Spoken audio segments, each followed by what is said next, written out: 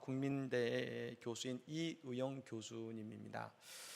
이분은 크리스찬으로서 더불어서 예수의 정신으로 청년들에게 늘 도전을 주는 분이십니다. 제가 얼마 전에 이분의 간증을 들었습니다만 참 은혜가 되었습니다. 이분이 고등학교 1학년 때에 시절에 집이 너무나 어려워졌다고 합니다. 그래서 학교를 다닐 수 없게 된 것입니다. 그 충격이 너무나 커서 어떻게 하면 좋을까 하다가 선택한 것이 기도원에 올라가서 기도한 것이죠. 말씀 보며 기도하며 하나님께 매달렸습니다. 이거 어떻게 이제 인생을 열어갈 것인가 고민을 하고 기도하고 내려왔는데, 마침 내려왔더니 학원에서 청소하고 강의를 듣는 그 자리가 있었는데, 그 자리가 그 교수님을 위해서 예비되어 있었고 그리고 기다리고 있다는 겁니다. 그래서 그 학원을 다니면서 공부하고 검정고시를 치르고 나중에는 대학교 교수까지 되는 그 길을 하나님이 인도해 주신 것이죠. 그러면서 그 간증 속에서 그 교수님이 이런 물음을 던집니다. 여기 한 장의 종이가 있습니다. 작고 그냥 얇은 한 장의 종이인데, 이 종이를 가장 멀리 보내려면 어떻게 해야 될 것인가? 제가 이 질문을 가지고 집사람에게 물어봤습니다. 당신은 어떻게 할 거예요? 그랬더니 종이 비행기를 접어야지요. 그렇습니다. 맞습니다. 여러분, 종이 비행기를 접을 수도 있겠는데 가장 멀리 접을 수 있는 방법이 있습니다. 그게 바로 종이를 구겨서 이렇게 만들면 그 얇아서 멀리 갈 수 없는 종이가 멀리 가는 힘 있는 종이가 된 것이죠. 여러분, 이 구겨지면은 아픔이 있습니다. 이 구겨지는 곳곳이 우리의 광야 생활과 같을 수 있습니다. 그러나 여러분, 이 구겨짐이 곧 우리의 인생을 더 멀리 가게 만드는 이유가 되더라는 것입니다. 그렇습니다. 흔히 고난은 위장된 축복이라 하겠습니다. 오늘 우리가 병으로, 가정의 문제로, 경제적으로 어려운 처지에 놓여 있다 할지라도 하나님은 그 시간을 통해서 우리를 더 멀리, 더 높이 가게 하시는 하나님의 은혜를 베풀어 주실 것입니다. 오늘 예배 가운데 그 은혜가 깨달아지기를 예수님으로 간절히 축복합니다. 아멘. 오늘 말씀은 물고기 2마리와 보리떡 5개로 5,000명을 먹이시고 12광주를 남기신 예수님의 기적의 이야기입니다. 저는 개인적으로 참 이 말씀을 너무 좋아합니다. 그래서 1년에 꼭 한 번 이상은 제가 이 말씀을 가지고 주일에 설교하고 있습니다. 저는 우리 교회뿐 아니라 우리 성도의 삶 속에서 날마다 이 오병이어의 기적이 일어나기를 바랍니다. 별 아멘이 없으신 거 보니까 여러분, 우리 삶 가운데 오병이어의 기적이 일어나기를 간절히 축복합니다. 성인 남자만 5,000명이고 남녀노소를 모두 따지면 1만 명의 사람들이 예수님께 나왔습니다. 이유가 뭐냐면 예수님을 통해서 생명의 말씀을 듣고 예수님을 통해서 병나음을 얻고자 한 것입니다. 그러다가 해질 무렵이 되었습니다. 그곳에 있는 모든 이들이 먹을 것이 필요했습니다. 그때 예수님께서 빌립이라는 제자를 부르셔서 말씀하셨습니다. 우리가 어디서 떡을 사서 이 사람들을 먹이겠느냐? 그 물음에 빌립은 대답하기를, 예수님, 각 사람마다 조금씩 떡을 준다 하더라도 200데나리온의 떡이 부족합니다. 이 200데나리온의 이 돈은 오늘날의 돈으로 따진다면 말입니다, 2천만 원이 넘는 돈입니다. 여러분, 그러니 그 광야에 그만한 돈이 어디 있겠고 또 그만한 떡은 어디에 있겠습니까? 그런데 여러분, 우리는 여기서 이 물음을 우리에게 던져봐야 됩니다. 만약 이 물음을 빌립이 아니라 오늘 나에게 예수님이 그 질문을 던지셨다면 우리는 무엇이라고 대답하게 될까요? 우리는 예수님의 이 질문에 대해서 한번 같이 묵상해 보고요, 또한 우리의 신앙을 오늘 한번 돌아보는 시간이 되시기를 바랍니다. 먼저 우리는 예수님께서 이 질문을 하신 의도를 알 필요가 있습니다. 예수님께서 돈에 대해서 무지하고 현실 감각이 없으신 분이셨는가? 그렇지 않다는 겁니다. 외경이라는 여러분 또 다른 책에 보면 예수님의 어린 시절에 대해서 나와 있습니다. 예수님의 어린 시절, 즉 10대의 나이에 아버지 요셉이 죽어서 예수님이 그 가족의 첫째 아니겠습니까? 그 가족을 이끄는 10대의 소년 가장이 되어서 가족의 생계를 이끌어 했다고 합니다. 누구보다도 돈에 대해서 민감하고 돈의 필요성에 대해서 절감했던 예수님께서 오늘 왜 빌립에게 그런 질문을 던지셨을까? 우리는 그 말씀의 의도를 보여주는 분명한 말씀을 오늘 요한 사도를 통해서 듣게 됩니다. 6절 말씀에 이런 말씀이 있습니다. 우리 같이 한번 읽어볼까요? 이렇게 말씀하심은 친히 어떻게 하실지를 아시고 빌립을 시험하고자 하심이라. 아멘.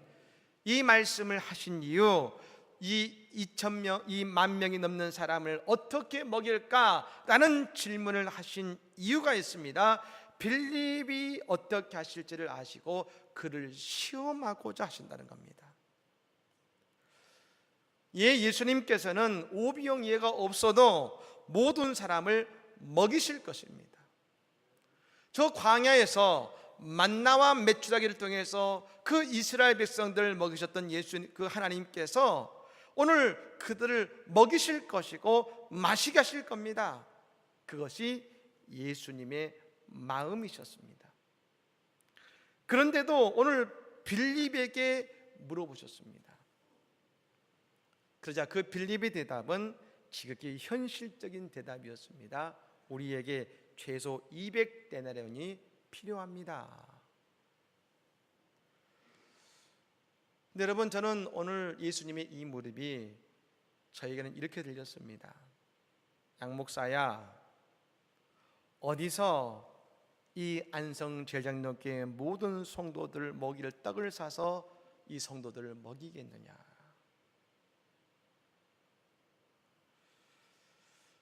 왜 그러실까요? 저를 시험하시고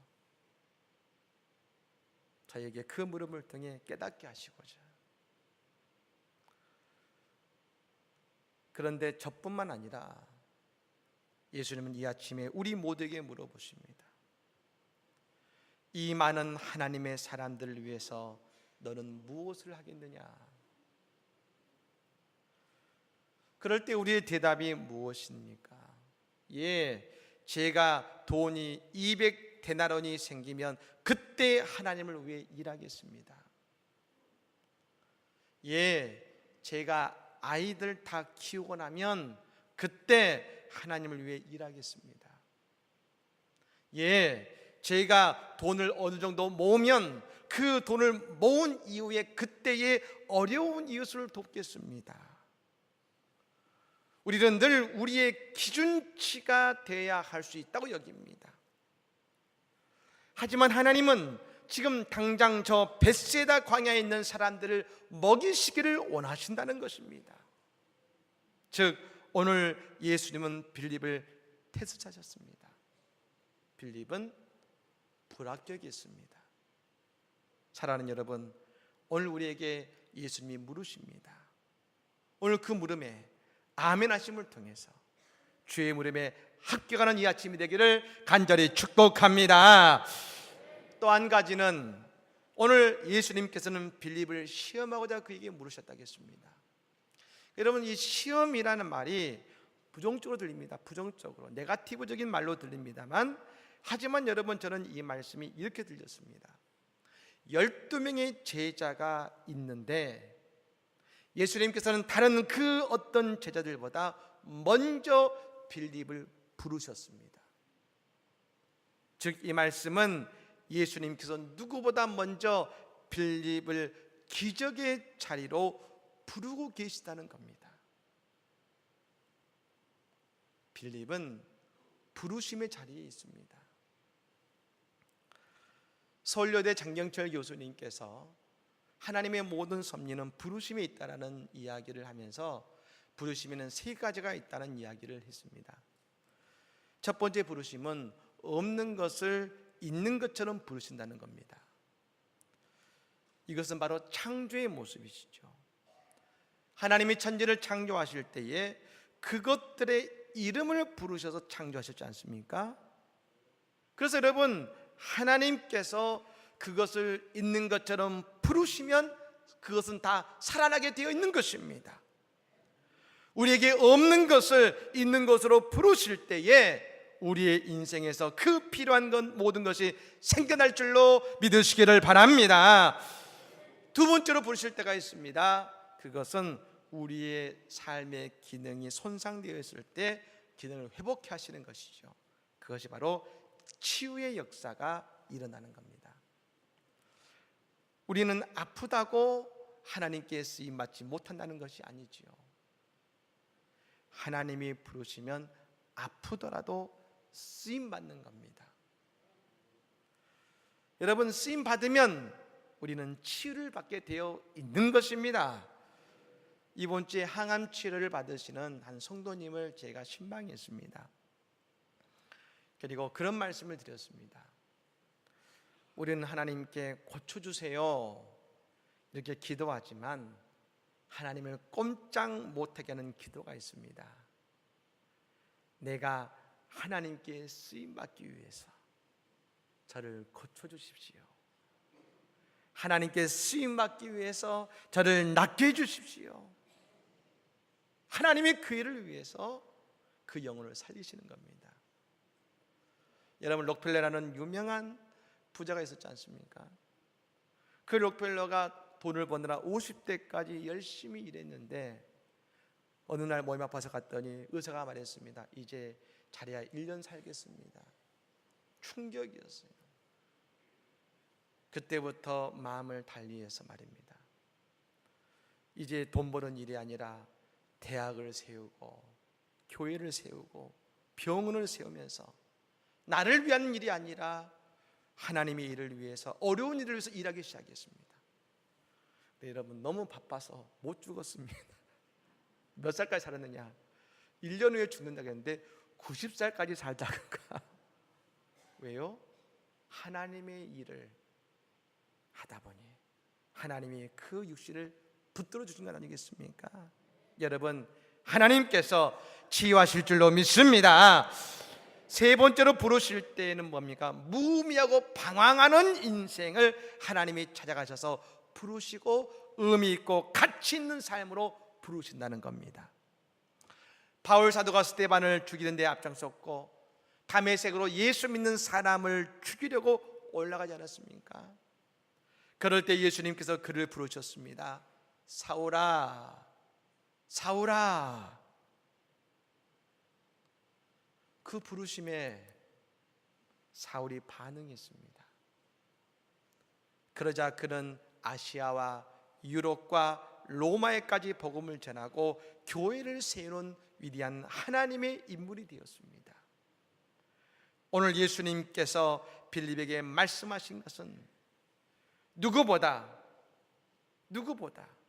빌립을 없는 것을 있는 것처럼 만드신 일에 함께 사용하시고 함께 일하고자 그를 부르신 것입니다.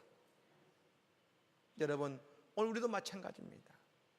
우리의 삶 속에 없는 것을 있는 것처럼 부르시고자 우리를 부르시고 우리의 연약함을 치유하셔서 하나님의 사역을 하고자 우리를 부르시고 우리의 무의미하고 방황하는 인생을, 가치 있는 인생을 살게 하고자 이 아침에 우리를 부르실 것입니다. 여러분, 그 부르심의 아멘함을 통해서 그 부르심 속에 은혜를 경험하기를 간절히 축복합니다. 그런데 여러분, 빌립은 안타깝게도 그 부르심에 응답하지 못했습니다. 그런데요, 부르지 않았지만 그 말씀에 반응해서 예수 앞으로 나왔던 한 사람이 있었습니다. 그가 바로 안드레였습니다. 그런 예수님 앞에 한 소년이 가지고 있었던 물고기 2마리와 보리떡 5개를 가지고 나왔습니다. 여러분, 축복은요, 주는 분의 문제가 아니라 받는 우리의 문제입니다. 목이 말라서 물이 필요합니다. 비가 내리면 좋겠는데요. 여러분, 비가 아무리 내려도 그 비를 받을 그릇이 없으면, 아니 그 그릇이 있어도 그것을 덮어놓으면 그 물을 받을 수 있습니까? 인간의 죄로 문을 닫고 교만으로 문을 닫고 축복의 그릇을 엎어놓으면 하나님의 축복이 우리에게 부어질 수가 없는 것입니다. 안드레는 오늘 예수님 앞으로 나왔습니다. 그런데 여러분, 그의 손에 들려진 것은 엄청난 황금덩이가 아니었습니다. 한 소년의 물고기 2마리와 보리떡 5개였습니다. 근데 여러분, 이 물고기의 단어가 참 특이합니다. 헬라어로 이 물고기가 옵사리온이라고 불렀습니다. 흔히 이스라엘에서는 물고기를 익투스랍니다. 익투스. 우리가 그리스도인의 표시가 있던 여러분, 이 물고기 모양을 흔히 익투스라 부르는데 그것이 우리가 부르는 물고기 이름입니다. 그런데 여러분, 이 물고기는 옵사리온인데, 옵사리온은 뭐냐? 흔히 말해서 가난한 자의 물고기라고 불리던 것이었습니다. 어부들이 나가서 물고기를 잡으면 큰 물고기를 잡습니다. 그런데 율법의 법에 의해서 너무 작아서 잡을 수 없는 물고기들은 바다에 풀어줍니다. 그런데 그 가운데 보면 말입니다, 너무 작지도 않고 너무 크지도 않아서 어중간한 고기들이 있습니다. 그 물고기들은 어부들이 무채 나와서 해변가에 버립니다. 그리고 큰 물고기 맞고 들어갑니다. 그런데 그 해변가에 버린 물고기를 바로 옵사리온이라 하는데, 그 물고기들을 가난하고 먹을 것이 없는 사람들이 그 물고기를 주워다가 여러분 먹는 것입니다. 오늘 그 소녀는 그 옵사리온이라는 물고기를 가지고 왔습니다. 보리떡도 가난한 자들의 양식이었습니다. 안드레는 예수님의 손 위에 그 작은 자들, 가난한 자의 양식을 올려놓은 겁니다. 그렇습니다. 예수님께서 우리에게 원하시는 것은 크고 화려한 게 아닙니다. 그냥 단지 지금 나의 손에 무엇이 있느냐 물으십니다. 그것이 무엇이든지 하나님은 그것을 통해 역사하시겠다는 겁니다. 하나님이 모세를 부르셨습니다. 모세를 애굽에 보내시면서 그 모세의 손에 들려진 것은 파라오의 황금 지팡이가 아니라 어디서나 얻을 수 있는 목자의 작은 지팡이였습니다. 그런데 하나님은 그 지팡이를 사용하셔서 애굽의 우상을 물리치고 기적을 이루시키시고 홍해를 가르시는 하나님의 능력의 지팡이로 삼아주신 것입니다. 그렇습니다. 하나님께서 오늘 우리에게 원하시는 것은 바로 가난한 자의 양식이 물고기 2마리와 보리떡 5개 같은 바로 나일지라도 우리 주의 손에 들려지면 예수님이 우리를 축사하신 말입니다. 우리는 하나님께 정결하게 쓰임받는 5,000명을 먹이고도 남게 하시는 기적의 주인공이 될 줄로 믿습니다. 저는 이 광경을 생각해 보면 사실은 놀랍기도 하고 기가 막히기도 합니다. 그 조그만 물고기와 빵을 들고요, 10,000명 앞에서 하나님 우리에게 이것을 주셔서 감사합니다 하고 축사하시는데, 영어로 give thanks입니다. 감사의 기도를 드립니다. 사실 기가 막힌 장면이죠. 그런데 여러분, 그 기도가 기적을 만들어낸 것처럼 말입니다. 오늘 우리의 모습이 중요한 것이 아니라 우리의 인생이 예수님의 손에 올려질 때 우리는 하나님의 놀라운 일들을 해내는 기적의 주인공들이 되는 것입니다. D.L. 무디 목사님이 계십니다. 이 목사님은 초등학교도 못 나오셨습니다. 글도 잘 모릅니다. 그저 아는 외삼촌의 집에 가서 그때부터 구두수선을 배워서 구두수선공이 되었습니다. 근데 어머니의 말씀을 따라서 처음엔 교회를 나갔는데 교회를 바쁘다 보니까 안 나갑니다. 그럴 때마다 주일학교 선생님인 김벌 선생님이 찾아왔습니다. 그리고 그 무디에게 하나님의 말씀을 전합니다. 매주 오셔서 말씀을 전하는 선생님을 통해서 무디가 은혜를 받고 예수 그리스도를 만납니다. 그 은혜가 너무 고마워서 이 무디가 결심합니다. 나도 나를 변화시키는 김벨 선생님처럼 주일학교 교사가 돼야겠다 하고 교회를 찾아갔습니다. 그리고 교사가 되겠다고 말합니다. 그때 사람들이 묻습니다. 글을 읽을 줄 압니까? 모릅니다. 설교할 줄 압니까? 모릅니다. 근데 무슨 교사를 한다 그럽니까?